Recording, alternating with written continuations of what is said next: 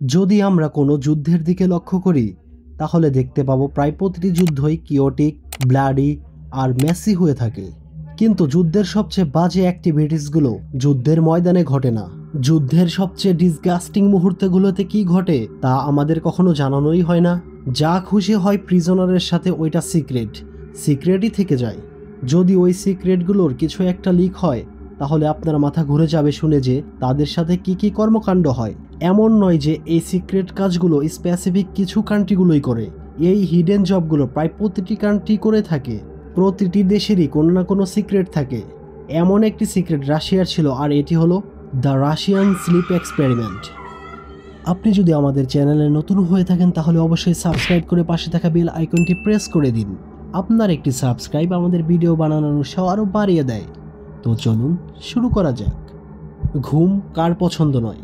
ঘুম সকলেরই পছন্দ, কিন্তু যখন আপনার আশেপাশে যুদ্ধ সংগঠিত হয় তখন মানুষ আতঙ্কে বা ভয়ে থাকে। এই ভয় বা আতঙ্কে তারা ঘুম হারিয়ে ফেলে। কিন্তু কতদিন পারবেন আপনি না ঘুমিয়ে থাকতে? যুদ্ধের সময় সোলজাররা রাত দিন যুদ্ধে জড়িয়ে থাকে। যুদ্ধের মঞ্চে একটি দেশের গুরুত্বপূর্ণ ভূমিকা রাখে সোলজাররা, তবুও সোলজাররাও কিন্তু ঘুমায়। যারা রাতে যুদ্ধ করে তারা দিনে ঘুমায়, আর যারা দিনে যুদ্ধ করে তারা রাতে। রাশিয়ার কিছু বিজ্ঞানীরা একজন ব্যক্তি কতদিন পর্যন্ত না ঘুমিয়ে থাকতে পারে আর না ঘুমানোর ফলে তাদের মাঝে কেমন সমস্যা দেখা দিবে এগুলো জানার জন্য তারা একটি এক্সপেরিমেন্ট চালায়। মূলত তাদের সোলজারদের এফিসিয়েন্সি বা কতক্ষণ নির্ঘুম থাকার ক্যাপাবিলিটি আছে এটা বোঝার জন্য এক্সপেরিমেন্ট চালায়। এমত অবস্থায় বিজ্ঞানীরা কিছু সাবজেক্ট ডিমান্ড করে যাদেরকে একটা সেলে বন্দি করে তারা তাদের উপর মনিটরিং করতে পারবে এবং এক্সপেরিমেন্ট চালাতে পারে। এখন যুদ্ধের সময় সাবজেক্ট কই থেকে পাওয়া যাবে? অবশ্যই অপোনেন্ট যে সকল সোলজার বা সাধারণ নাগরিকদের বন্দি করা হয়েছে তাদেরকেই সাবজেক্ট বানাতে হবে। সেই মোতাবেক তারা 5 জন প্রিজনারকে সাবজেক্ট হিসেবে চুজ করে। এখানে বলা উচিত তারা সে সকল সাবজেক্টকে চুজ করেছে যাদের কারো ফাঁসির রায়, কারো যাবজ্জীবন কারাদণ্ড দেওয়া হয়েছিল। তাদের অফার করা হয়েছিল তারা যদি এই এক্সপেরিমেন্টে সফল হয় তাহলে তাদেরকে ছেড়ে দেওয়া হবে। 1940 সালে এই 5 জন বন্দীকে একটি সেলে রাখা হয়, আর সেখানে তারা এক প্রকার গ্যাস প্রডিউস করে যেটা ইনহেল করলে তাদের ঘুমের ভাব চলে যাবে। সেলের ভেতর বই পুস্তক দিয়ে ভরা ছিল, আরও ছিল নানা প্রকারের খাবার, আরও ছিল একটি অক্সিজেন মনিটরিং মেশিন যেটার সাহায্যে তারা দেখত সেই গ্যাসের প্রভাবে তারা মারা যাচ্ছে কিনা। মোট কথা পুরোপুরি প্ল্যানিং করে তারা সামনে অগ্রসর হচ্ছিল।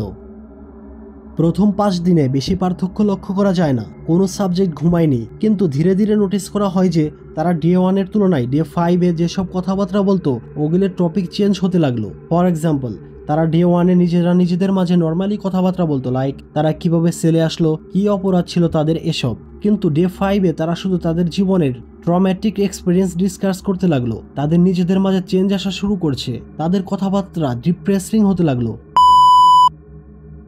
অ্যাবনর্মাল অ্যাক্টিভিটিস শুরু করছে তারা নিজেদের মাঝে। তারা বলতে শুরু করলো তারা এখানে কেন, এখানে কি করছে, এসব নানা কথাবার্তা যা ডে 1 এ তারা করেনি। ডে 5 এর শেষ পর্যায়ে এসে তারা অনেকটা চুপ হয়ে যায়, এমনকি নিজেরা নিজেদের মাঝেও কোনো কথাবার্তা বলে না। তখন রিসার্চাররা গেস করলো হয়তো গ্যাসের কারণে তাদের বিহেভিয়ার চেঞ্জ হয়ে যাচ্ছে, কারণ গ্যাসটা অনেক টক্সিক ছিল। 5ম থেকে 9ম দিনের মাঝে কোনো একদিন বন্দি 5 জনের একজন হঠাৎ করে খুব জোরে চিৎকার করতে লাগলো। এত জোরে চিৎকার করতে লাগলো যেন তার গলা ছিঁড়ে যাবে। যাই হোক, সে প্রায় 3 ঘন্টা চিৎকার করছিল। অবশেষে তার গলা দিয়ে আর সাউন্ড বের হচ্ছিল না। পরে যখন চেক করা হয় তখন দেখা যায় চিৎকারের কারণে তার ভোকাল কর্ডস ছিঁড়ে যায়। তার 2 থেকে 3 দিন পর আবারও এক সাবজেক্ট চিৎকার করতে শুরু করে এবং তিনিও তার ভোকাল কর্ডস ছিঁড়ে ফেলে। রিসার্চাররা মাইক্রোফোন চেক করে, কারণ তারা কোনো কথা বলছিল না। আর রুমের ভেতরের অক্সিজেন লেভেল বারবার চেক করা হয় এবং জানা যায় 5 জন এখনো বেঁচে আছে আর অক্সিজেন কনজিউম করছে। রিসার্চারদের পক্ষ থেকে 14তম দিনে একটি অ্যানাউন্সমেন্ট করা হয় তারা সেলের ভেতরে আসতেছে। এই অ্যানাউন্সমেন্ট শোনার পর তাদের কোনো রিয়াকশনই ছিল না। তারা শুধু ফ্লোরে শুয়েছিল, না কিছু করতেছিল, না কিছু বলছিল, তারা শুধু কোনোভাবে বেঁচে ছিল।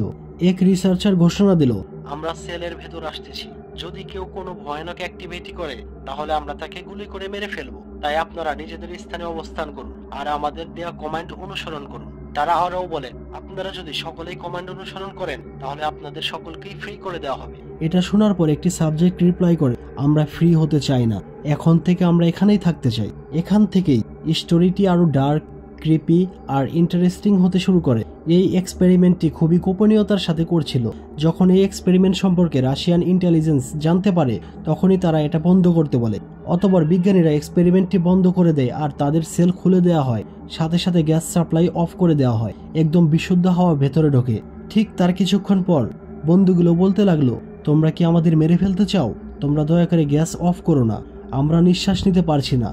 এগুলো বলে তারা জোরে চিৎকার করতে লাগলো, যেন তাদের এনার্জি বেড়ে গিয়েছে। তারা খুব লাউডলি চিৎকার করছিল। পরে জানা যায় তারা 5 দিন ধরে কিছুই খায়নি, তাদের খাবার ওভাবেই পড়েছিল ডেস্কে। হঠাৎ করে তাদের মাঝে একজন মারা যায়। বাকি 4 জনকে যখন পরীক্ষা করা হয় তখন তারা দেখে তাদের নিজেদের অঙ্গ নিজেরা দাঁত দিয়ে কামড়িয়েছে। পরে তারা পরীক্ষা করে দেখে তারা দাঁত দিয়ে কামড়ায়নি, বরং নিজেদের হাতের নখ দিয়ে তারা ছিঁড়েছে।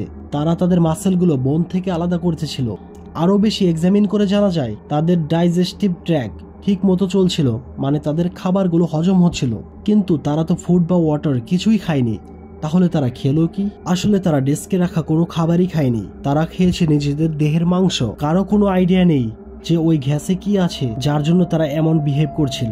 যখন তাদের সেল থেকে বের করছিল তারা খুব স্ট্রংলি ফাইট করছিল রাশিয়ান সোলজারদের সাথে। যদিও তারা কোনো খাবারই খায়নি, তাদের এমন এনার্জি আসার প্রশ্নই আসে না। তারা সেল ছাড়তেই চাচ্ছিল না, তারা ওখানেই থাকতে চাচ্ছিল।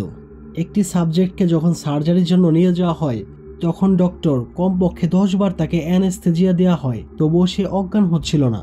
তারপর সেই ডক্টরের সাথে ফাইট করে আর ডক্টরের হাত ভেঙে দেয়।